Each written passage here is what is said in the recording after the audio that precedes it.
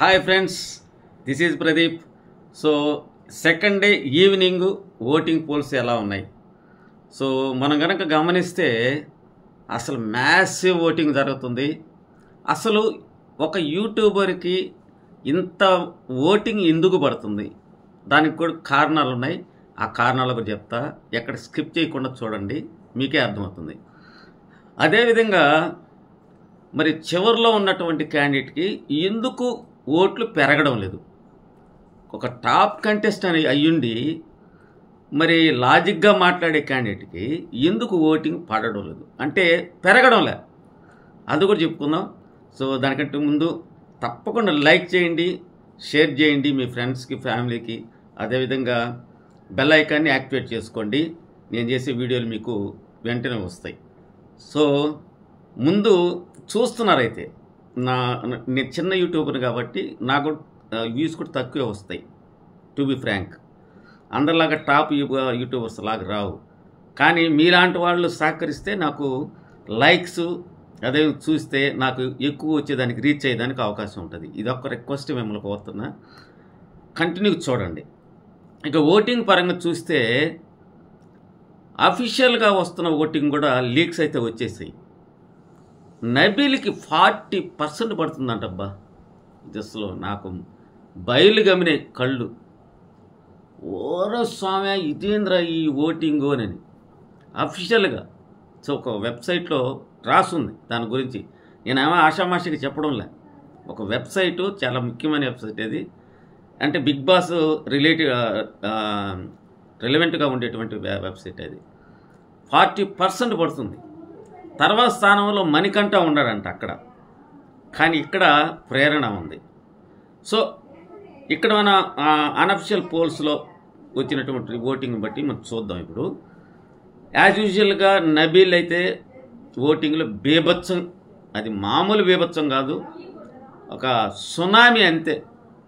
35%కి reach అయిపోయాడు అతను. 1% పెరిగింది అంతే ఉదయంకి ఇప్పటికి. తర్వాత ప్రేరణ, అతను సగం కూడా లేదు. సో ఆ అమ్మాయికి అయితే సగం ఉందలేండి, 19% వరకు వచ్చింది. సో థర్డ్ పొజిషన్లో మణికంఠ ఉంటాడు అనుకున్నా నేను, కానీ ఈవినింగ్కి వచ్చేసరికి మారింది.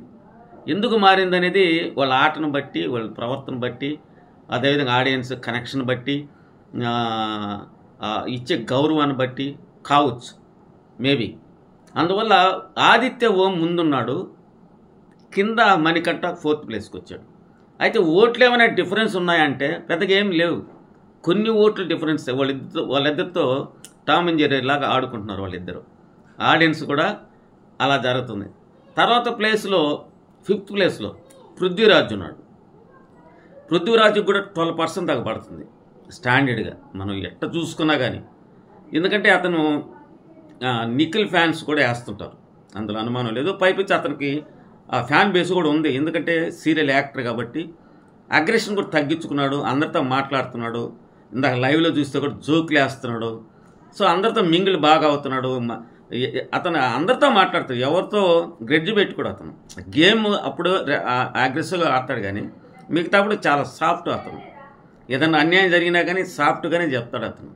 సో అదే అన్నమాట. ఇక సోనియా విషయానికి వస్తే ఆ 8% ఏది ఉందో అది ఒక్క ఇంచు కూడా మారలేదండి. ఇది ఆశ్చర్యకరమైన విషయం. అసలు ఎందుకు జరుగుతుంది అనేది ఇప్పుడు చెప్తా.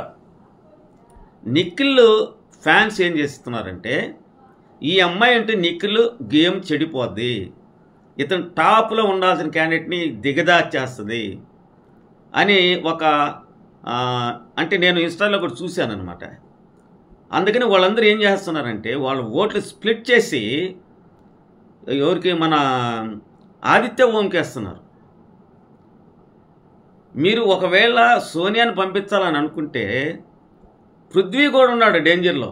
పృథ్వీకి కూడా వేయిస్తేనే, ఎందుకంటే ఈ వారం డబుల్ ఎలిమినేషన్ ఉండొచ్చు, మ్యాక్సిమం 90% డబుల్ ఎలిమినేషన్ ఉండొచ్చు ఈ వారం పోతే, లేదా నెక్స్ట్ వీక్. ఎందుకంటే 12 మంది వైల్డ్ కార్డ్ ఎంట్రీస్ అని చెప్పి బెత్తర పెట్టేస్తున్నాడు, ఒక బాంబు పేల్చాడు.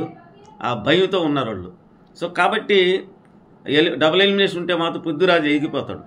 సో అందువల్ల పృథ్వీరాజుని సేవ్ చేసుకోవాలంటే మీరు పృథ్వీరాజు అతని స్నేహితుడు కాబట్టి అతనికి వేసుకోవచ్చు. లేదా మాకు సోనియా ఇష్టం అని అనుకుంటే సోనియా కూడా వేసుకోవచ్చు.